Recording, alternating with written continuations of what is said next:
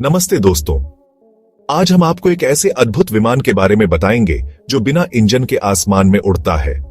आज हम बात करेंगे एक ऐसे जहाज के बारे में जो बिना इंजन के आसमान में उड़ता है, ग्लाइडर।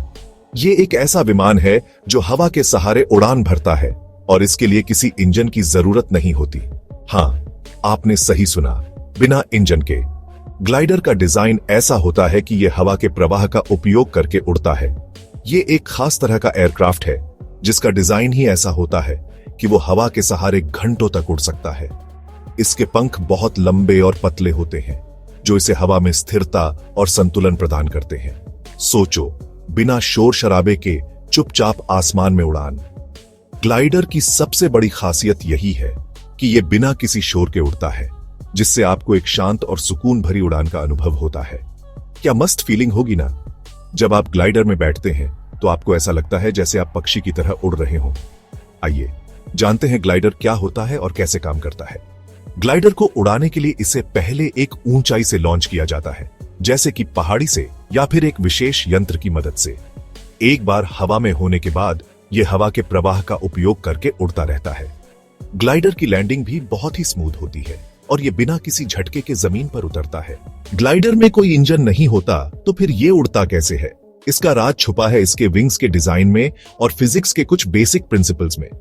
ग्लाइडर के विंग्स ऐसे होते हैं कि जब हवा इन पे से गुजरती है तो एक अपवर्ड फोर्स जनरेट होती है जिसे हम लिफ्ट कहते हैं, और इसी लिफ्ट की वजह से ग्लाइडर ऊपर उठता है और हवा में ठहरता है। ग्लाइडर भी अलग अलग तरह के होते हैं, हर एक का अपना स्टाइल और पर्पस। कुछ पॉपुलर टाइप्स हैं सेल प्लेन्स, हैंग ग्लाइडर्स और मिलिट्री ग्लाइडर्स।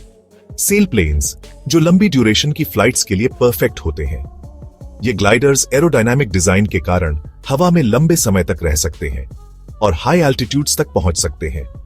इनका यूज अक्सर रिक्रिएशनल फ्लाइंग और कंपेटिटिव ग्लाइडिंग में किया जाता है।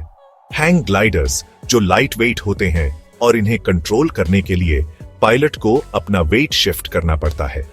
ये ग्लाइडर्स फ्लेक्सिबल फ्रेम और फैब्रिक विंग्स से बने होते हैं जो इन्हें मैन्यूवरेबल और पोर्टेबल बनाते हैं। हैंग ग्लाइडिंग एंथुसियास्ट्स इन्हें एडवेंचर स्पोर्ट्स के लिए प्रेफर करते हैं। और फिर हैं मिलिट्री ग्लाइडर्स, जिन्हें पहले ट्रूप्स और इक्विपमेंट को एक जगह से दूसरी जगह पहुंचाने के लिए यूज किया जाता था।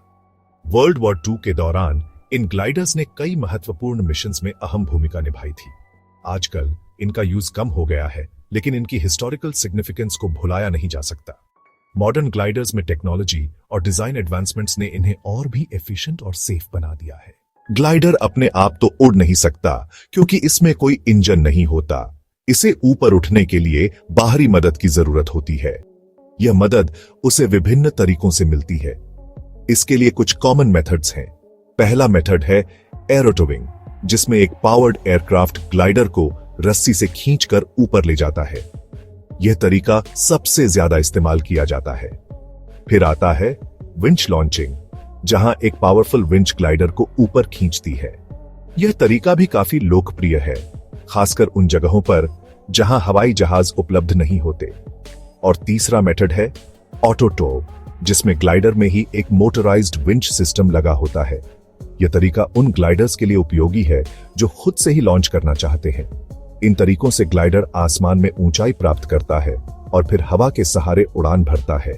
एक बार जब ग्लाइडर ऊंचाई पर पहुंच जाता है तो पायलट हवा के प्रवाह का उपयोग करके ग्लाइडर को नियंत्रित करता है। पायलट को ग्लाइडर की दिशा और ऊंचाई को नियंत्रित करने के लिए बहुत ध्यान देना पड़ता है।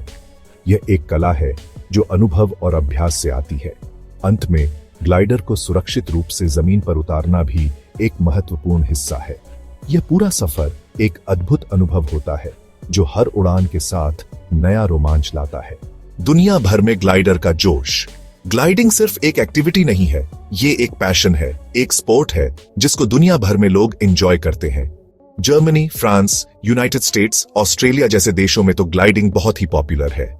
इन देशों में फेवरेबल वेदर कंडीशंस और ग्लाइडिंग क्लब्स की वजह से ये स्पोर्ट फ्लरिश करता है। क्या ग्लाइडर में उड़ना खतरनाक है? हर एडवेंचर स्पोर्ट की तरह ग्लाइडिंग में भी रिस्क तो होता है, लेकिन अगर सही ट्रेनिंग ली जाए, सेफ्टी रेगुलेशंस फॉलो की जाए और इक्विपमेंट वेल मेंटेन्ड हो तो रिस्क को काफी हद तक कम किया जा सकता है। ग्लाइडिंग ऑर्गेनाइजेशंस भी सेफ्टी स्टैंडर्ड्स को प्रमोट करने में इंपॉर्टेंट रोल निभाते हैं। प्लस ग्लाइडर्स में पैराशूट्स और इमरजेंसी लोकेटर ट्रांसमिटर्स जैसे सेफ्टी इक्विपमेंट भी होते हैं। तो दोस्तों, ये थी कुछ जानकारी ग्लाइडर्स के बारे में। अगर आपको भी आसमान में उड़ान भरने का शौक है तो ग्लाइडिंग एक अमेजिंग ऑप्शन है। आसमान में उड़ने का यह अनुभव आपको जिंदगी भर याद रहेगा। मुझे यकीन है कि यह एक्सपीरियंस आपकी लाइफ बदल देगा। और हां, हमारे चैनल को सब्सक्राइब करना ना भूलें और इस वीडियो को लाइक और शेयर जरूर करें। धन्यवाद।